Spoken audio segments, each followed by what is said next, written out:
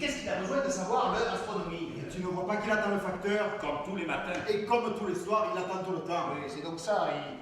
Son fils lui écrit une lettre tous les jours, et alors, peu cher, il se languit de la voir. Je crois plutôt qu'il se languit d'avoir la première et que son fils ne lui a toujours pas écrit. Oui, et la petite Fanny, c'est la même chose. Ah, elle va mourir d'estrange ici. Cet homme va sans doute mourir de chagrin. Ils vont mourir tous les deux. Mais quand tu vas commencer à mesurer le fond de la mer, eh bien attention de ne pas trop te pencher. De ne pas tomber par-dessus bord. Bon. Et là où ça sera un peu trop profond, terre. Laisse un peu mesurer les autres. Mesurer les autres. Souligne les autres. Bien épais. Et si quelqu'un à bord avait la peste,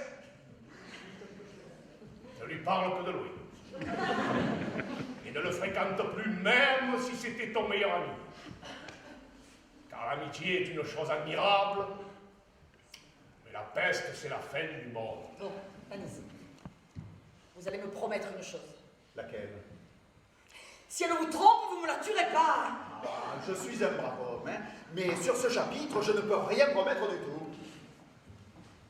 Surtout que, à ce qu'il paraît,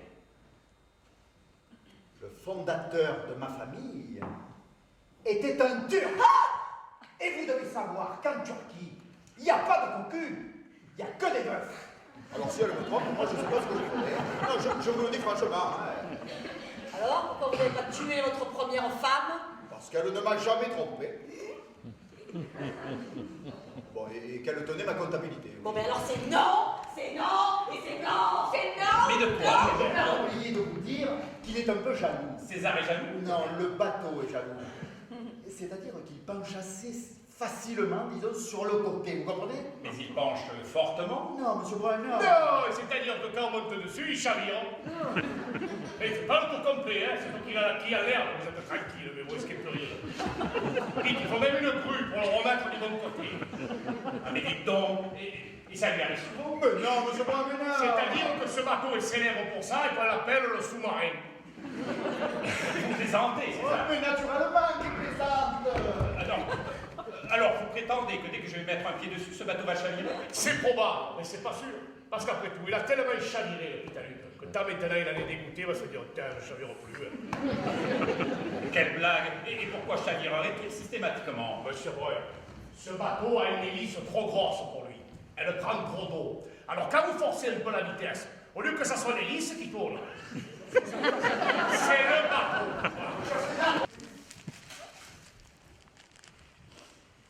Faux témoignage ne dira, ni mentira aucunement. En voilà encore un qui dure. Je m'accuse d'avoir commis le péché de mensonge. Continuellement, enfin je veux dire plusieurs fois par jour, en jouant aux boules, en revenant de la pêche ou de la chasse, et surtout avec la clientèle. Tu comprends, Zéa?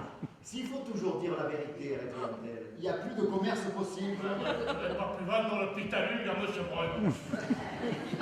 Raconte-moi donc cette histoire. Ce n'est pas la peine, monsieur le curé. La victime ne porte pas plainte. Ce n'était pas un vrai mensonge. C'était juste une galéjade. Merci, monsieur Brun. J'étais calme. Si c'était noyé là, pour ta confession, ça te faisait un bravo plan de résistance, c'est ça? Je vois quoi faire. Déjà tout fatigué par ta mort, hein. Tout vertigineux là, de ton voyage, en train de t'expliquer avec un bon Dieu qui ne te comprend pas. Et tu as beau lui faire des prières, hein. Il te dit quoi? Comment? Qu'est-ce que vous dites? Et tout ça, il te le dit en chinois. Oh, situation terrible. Là, tu me donnes le grand frisson. Et puis, il n'y a pas de soupape. Et puis, l'admission et l'échappement se font par des petites lumières qui se bougent facilement, tu vois. Et puis surtout, c'est conduit par des touristes, des amateurs qui ne sentent pas quand le moteur il souffre, alors ils le font tourner trop vite. Et la deuxième saison, c'est irréparable. C'est irréparable.